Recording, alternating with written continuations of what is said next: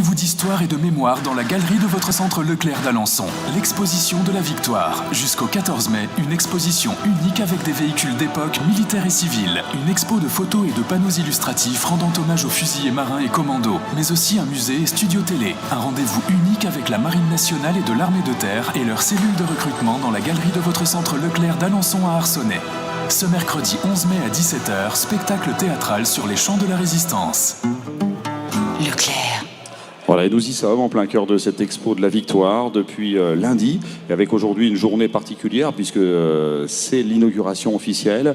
Et quelle journée, hein, puisque nous arrivons pratiquement au terme de cette journée, mais d'une grande intensité, puis d'une grande richesse, avec des conférences, la conférence de Stéphane Simonet, donc nous avons parlé des hommes de Kieffer, les héros du jour J. Nous avons évoqué la peinture avec Francine Mérand, témoigner des génocides, et là vraiment des questions qui sont ô combien importantes. Et puis également les élèves, la jeunesse avec ce spectacle.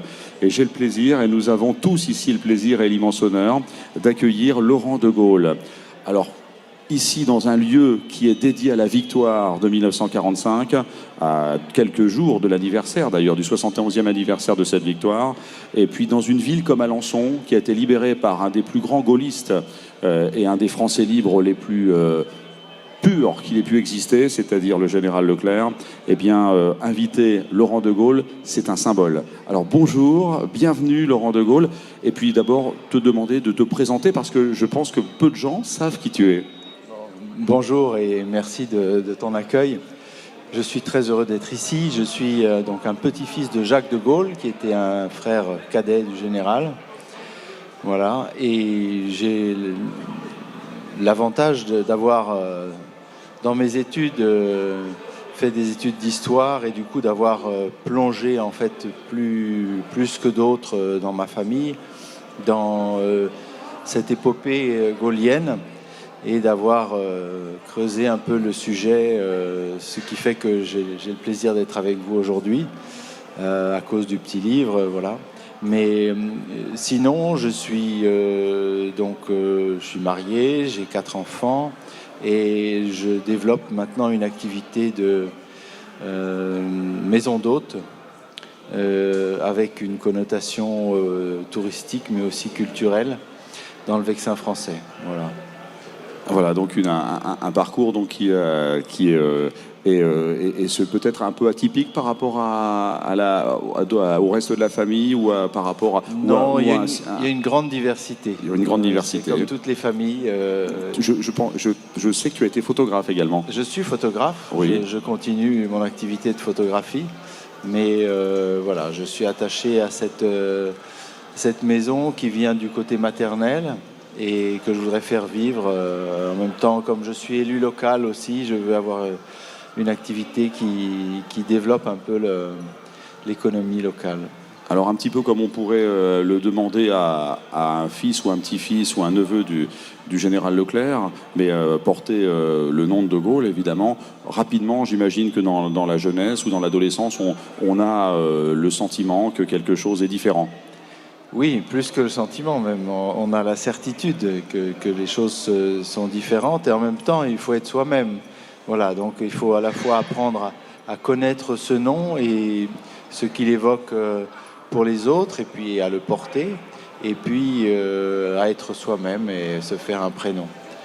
Et ce qui est beau, c'est d'arriver justement à exprimer en fait à sa façon tout ce dont le nom est porteur, du point de vue de l'espérance, du point de vue de l'engagement, et puis du patriotisme.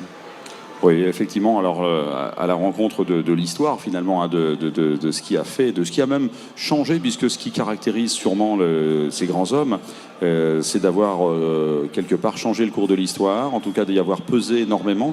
Oui. Alors, ce qui est étonnant et ce qui nous interpelle et qui finalement nous plaît beaucoup, je dois le dire, c'est que voilà, l'ouvrage de Laurent de Gaulle, cet ouvrage, donc Une vie sous le regard de Dieu, la foi du général de Gaulle, c'est assez rare qu'on évoque la figure du général de Gaulle en partant de la foi, finalement, de cet angle particulier. alors que tout le monde, évidemment, sait ou imagine que nous avons affaire à un chrétien fervent, à l'image d'ailleurs de Leclerc, mais d'analyser la vie du général en partant donc de cette foi, finalement, qui guiderait ses actes, ses choix, quelquefois, son parcours. Donc ça, c'était quelque chose d'assez nouveau. Oui. En fait, c'est une intuition que j'ai eue à l'adolescence et qui ne s'est jamais démentie et qui s'est confirmée dans à la fois la lecture des écrits du général, mais même de Charles de Gaulle depuis qu'il a 15 ans jusqu'à sa mort, et puis d'autres biographies, d'autres écrits, où j'ai très bien senti, Max Gallo par exemple, à quel point voilà, on avait la même perception. Maintenant, bon, c'est un éclairage qui est utile aussi par rapport à ma propre histoire et puis par rapport au temps que nous vivons aujourd'hui. Ce que je crois important au-delà de la dimension historique, c'est d'essayer de traduire, en fait, de permettre aux gens d'aujourd'hui, quelle que soit leur génération et quelle que soit la connaissance qu'ils ont de l'époque et de l'histoire et du personnage, voilà, de mieux cerner les choses importantes qui ont fait qu'il a fait ce qu'il a fait. Voilà. Et je pense que cette dimension de foi est absolument essentielle et qu'elle l'a vraiment non seulement guidé, mais qu'elle lui a donné cette force parfois presque surhumaine pour résister, vraiment. Et Leclerc partageait ça aussi. On sent très bien dans leur complicité, dans ces deux hommes ils avaient presque pas besoin de se parler, tellement ils se comprenaient rapidement et facilement. Et je pense que c'est lié à cette dimension. Alors, ça vient de l'éducation. Donc, il est né à Lille. Oui. Il est originaire donc, du nord de la France. Et il y a déjà une éducation donc, qui amène à penser que la foi a guidé le général de Gaulle. Et puis, et pourtant, on a l'impression aussi que souvent, peut-être qu'il ne voulait pas forcément le cacher, mais ce n'était pas ostentatoire. Hein. Ça restait toujours quelque chose de sous-jacent. Oui, parce qu'il considérait que ça faisait partie d'une sorte de dimension très personnelle, en fait. Et donc, il ne souhaitait pas que ça devienne un sujet, en fait, manifeste, parce qu'il souhaitait exclure personne. Il avait de bonnes relations avec tous, quelle que soit leur croyance ou leur non-croyance. Et je crois que ça, c'est très important aussi, c'est cette faculté que peuvent avoir certains croyants d'accepter le fait que tout le monde ne croit pas.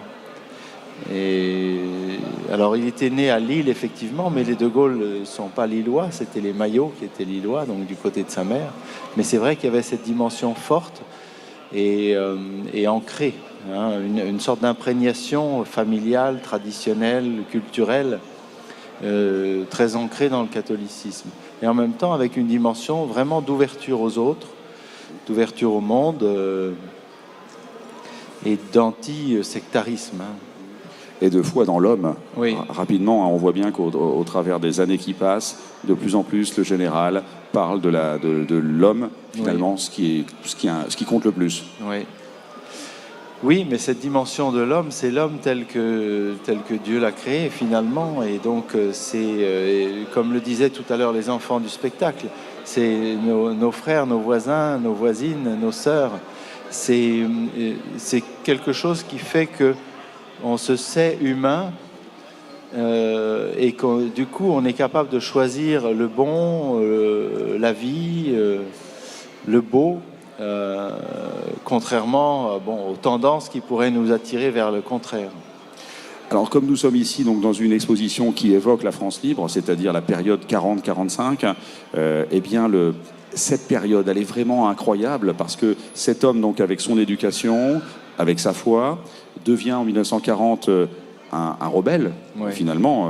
Celui qui a dit non passe en Angleterre et on voit effectivement un parcours totalement nouveau. Est-ce que ça c'était inscrit également dans...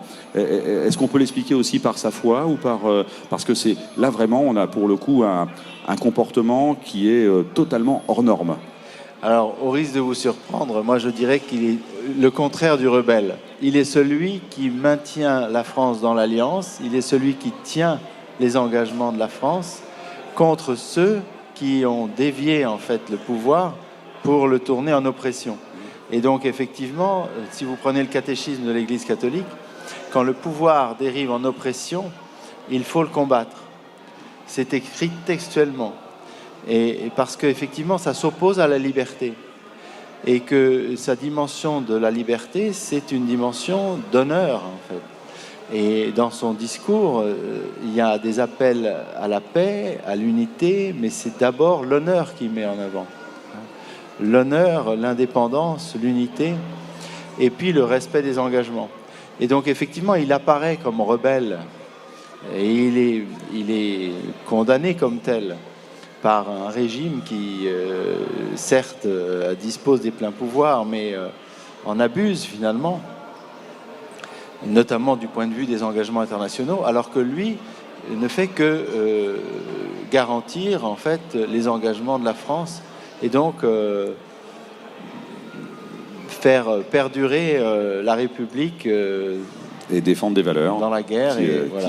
qui sont les siennes. Oui. Alors c'est le courage finalement, hein, et la volonté d'engagement et puis un sens de l'honneur aussi qui dépasse. Alors ça sous-tend toute sa vie. Au travers de ce livre, on le voit. Il y a d'autres moments forts où on peut dire dans la vie du général que la foi a été particulièrement importante pour prendre des décisions, pour agir. Notamment, certainement, la réconciliation franco-allemande, parce que il fallait le faire. Mais aussi, j'imagine, le discours de Phnom Penh contre la guerre du Vietnam, aussi d'autres interventions contre la guerre au Proche-Orient,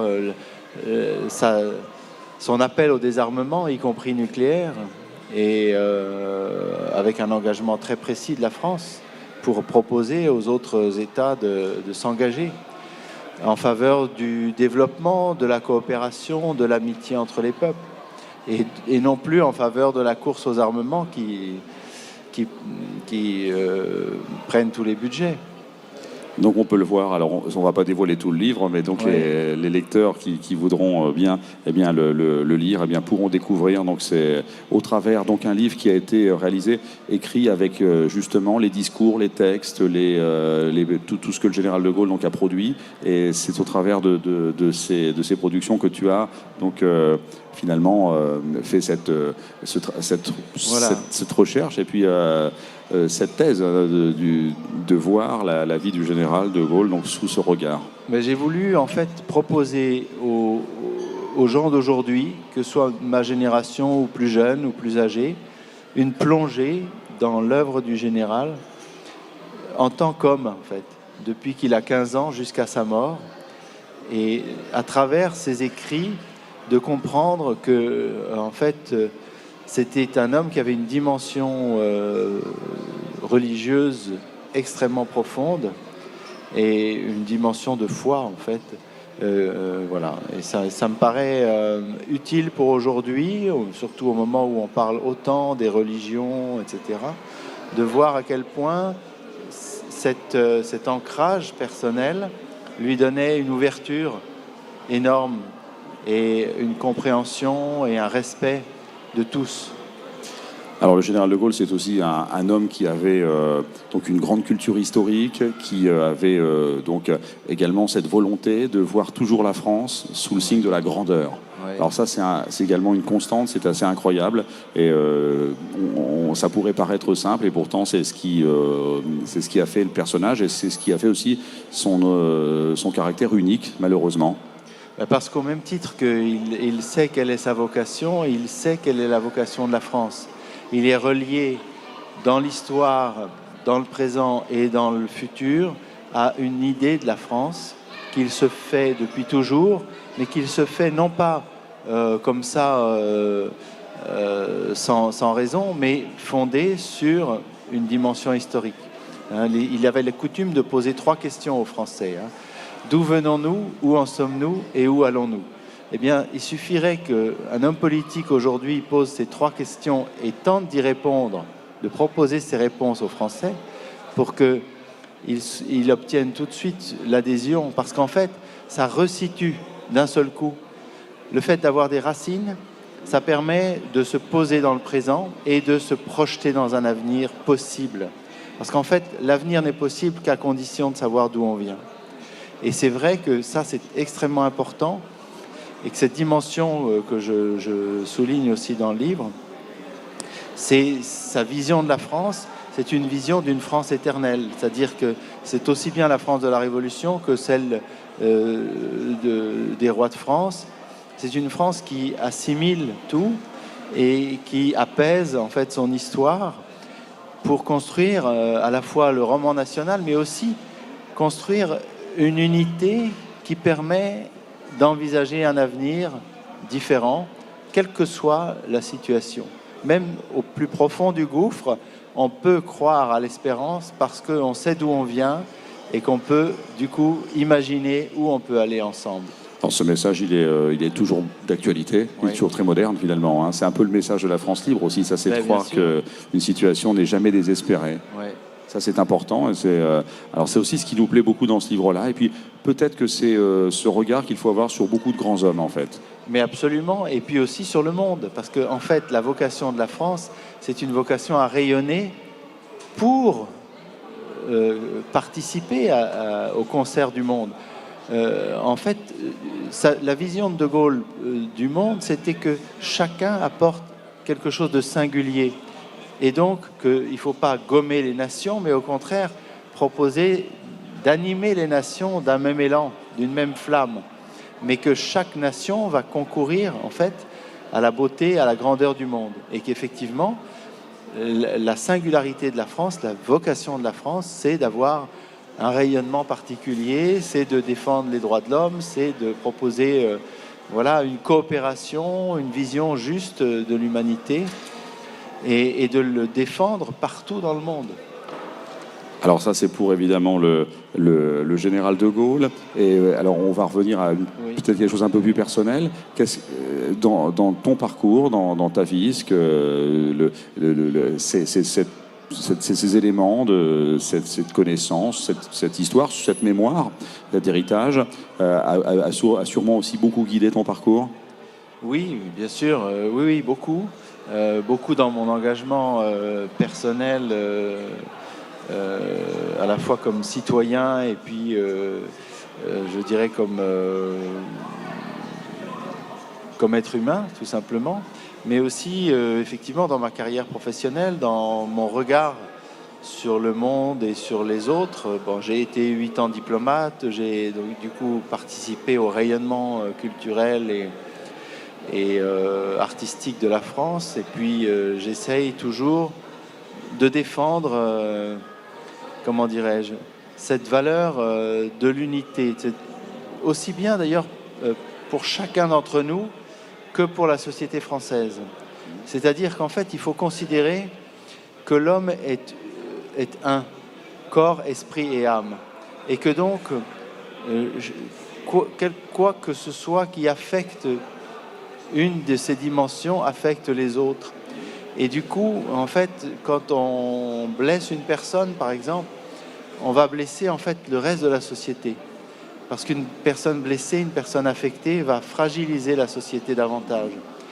Et donc le rôle des politiques aujourd'hui, c'est effectivement, au contraire, d'essayer de souligner, j'allais dire des journalistes aussi, de souligner les points positifs, de souligner ce qui va bien, ce qui marche, ce qui permet d'aller de l'avant, mais aussi d'éclairer le passé pour permettre aux gens de se projeter dans un avenir serein.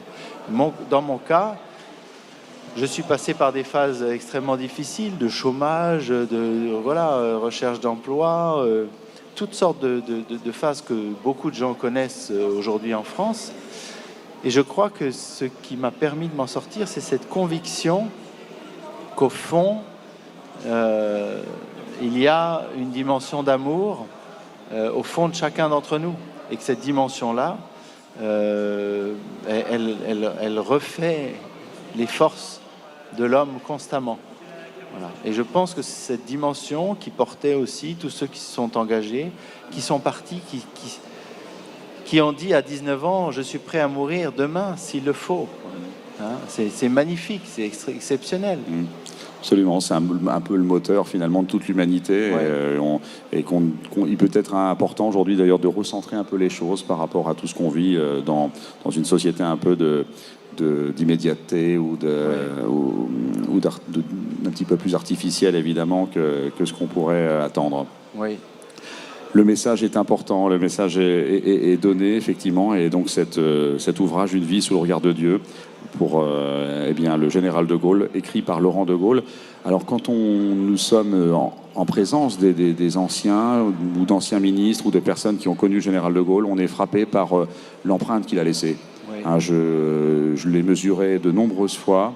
Et personne n'est indifférent, ça a marqué tout le monde.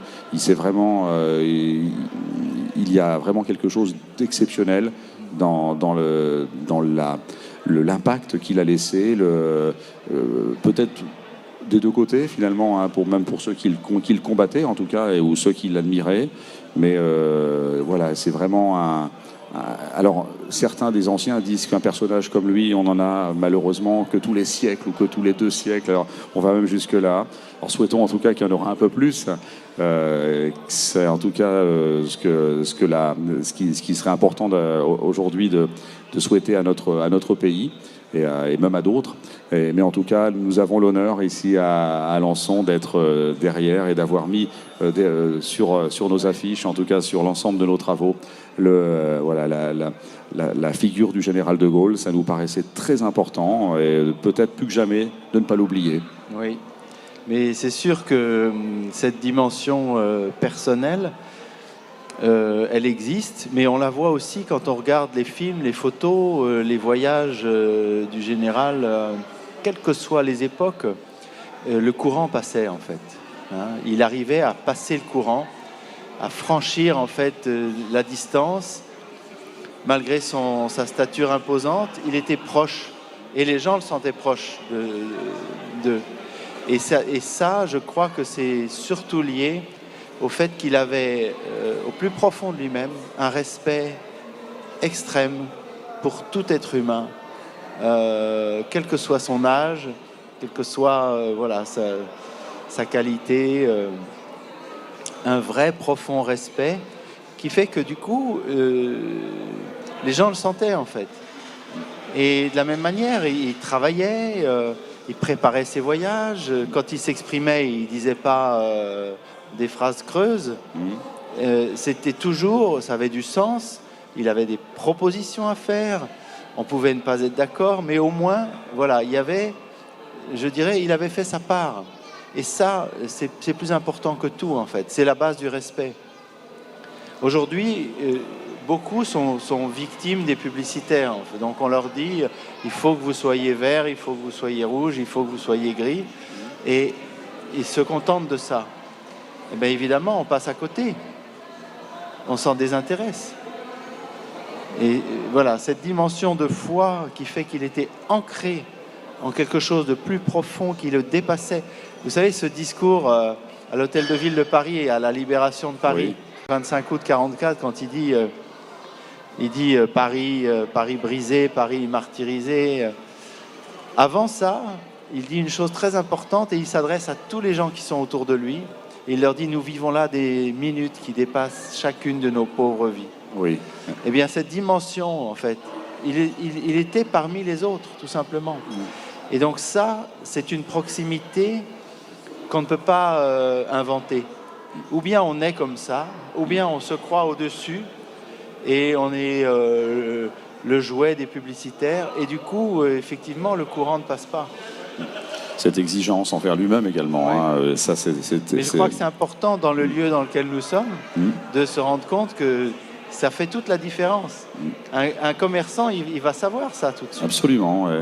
Mais nous mesurons aussi que ces valeurs-là, en tout cas, elles sont comprises par beaucoup d'autres personnes que même les historiens, finalement, dont c'est le métier.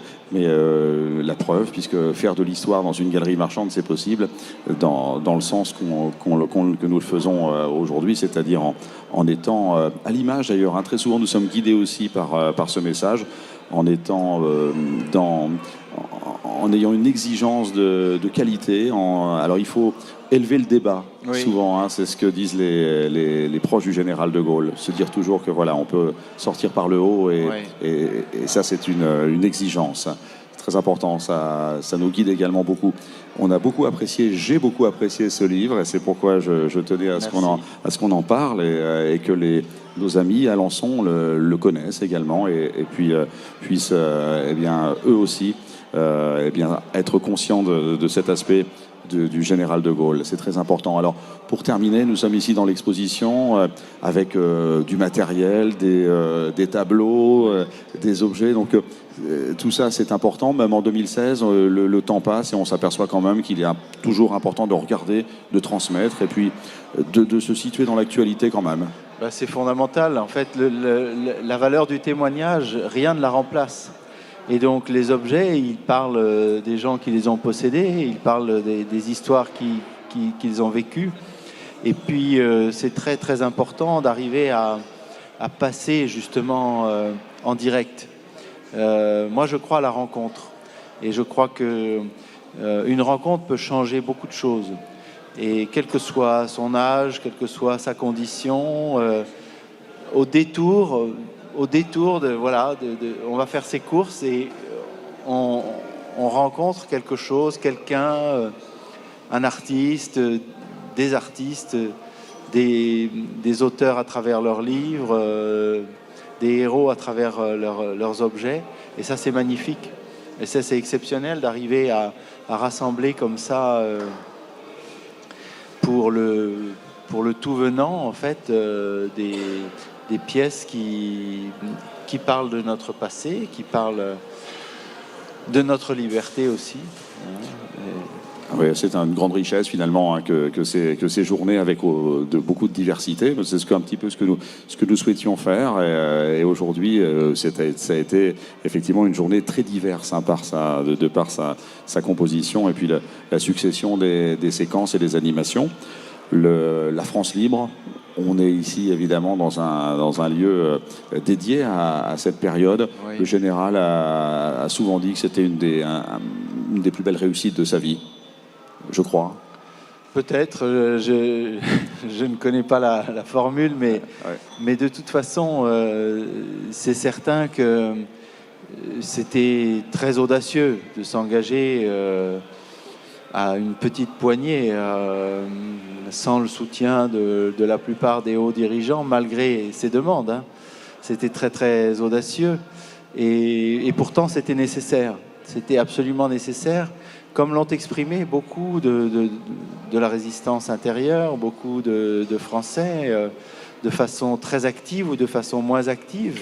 Mais c'est le même élan qui les a portés, c'est-à-dire un refus, en fait, de l'abject, un refus de la soumission, un refus de la perte de liberté et de la dégradation humaine telle qu'elle fut pratiquée par nos ennemis de l'époque. Donc, effectivement, il y a la nécessité d'exprimer ce défi relevé et puis la nécessité aussi de montrer que chacun de nous, quels que soient nos défis, on a cette capacité en nous de les relever et d'y croire. Et ça, c'est plus important que tout, parce qu'en fait, c'est le cœur de la liberté. Hein. La dignité de l'homme, c'est sa liberté.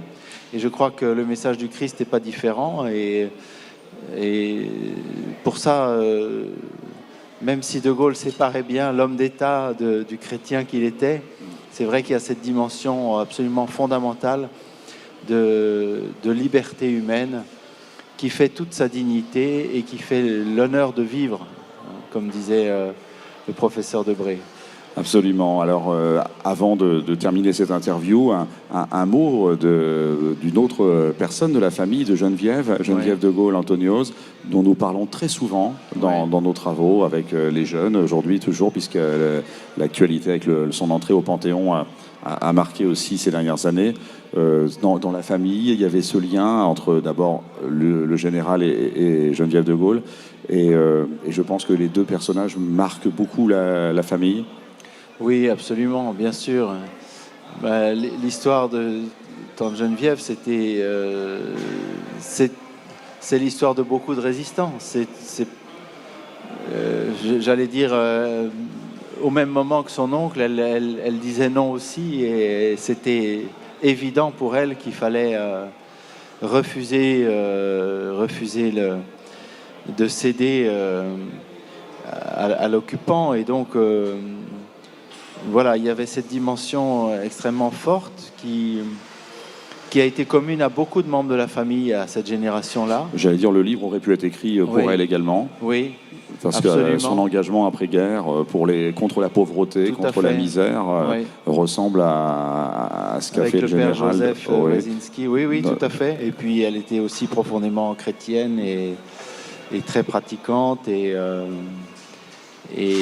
elle a fait même partie des intellectuels français qui ont rencontré le pape Jean-Paul II dans son premier voyage. Donc, non, certainement, c'est quelqu'un qui avait aussi cette dimension, ce qui lui a permis de survivre aussi dans les camps. Ce qui avait marqué beaucoup le général, je crois, également à son retour, nous l'avons appris. Oui, parce qu'elle est rentrée effectivement très très fragile et fragilisée. Donc, il a toute la guerre, il a pris des nouvelles de la famille, parce que la famille était plus ou moins poursuivie, empêchée, gênée, traquée, voilà. Et donc, il s'est tenu au courant un peu. Donc, il était attentif à chacun, vraiment. Ce qui pourrait résumer le général de Gaulle, donc il y a évidemment quelques mots qui on a cette fois finalement la grandeur, on a évoqué c'est en quelques mots, donc et le respect, peut-être aussi la dignité, c'est ça, la foi dans l'homme. Et surtout la grandeur de la France, en fait. La vocation de la France dans le monde, qui exprime quelque chose que les autres n'expriment pas. Cette foi en la France aussi. Cette foi, elle est aussi là, je pense. Elle dépasse le spirituel ou le religieux. Eh bien, c'est une belle discussion. On va inviter les personnes ici à lire le livre, tout simplement maintenant. Et un grand merci, Laurent de Gaulle, d'être venu à Alençon aujourd'hui dans l'exposition de la Victoire. C'est un immense honneur, mais c'est surtout un grand plaisir pour nous. Merci, Christophe. À bientôt. Au revoir. Un rendez-vous d'histoire et de mémoire dans la galerie de votre centre Leclerc d'Alençon. L'exposition de la Victoire. Jusqu'au 14 mai, une exposition unique avec des véhicules d'époque militaires et civils. Une expo de photos et de panneaux illustratifs rendant hommage aux fusiliers marins et commandos. Mais aussi un musée et studio télé. Un rendez-vous unique avec la Marine nationale et de l'armée de terre et leurs cellules de recrutement dans la galerie de votre centre Leclerc d'Alençon à Arcenay. Présence exceptionnelle de l'ancien instructeur des commandos marines Marius de l'émission Garde à vous samedi 7 mai.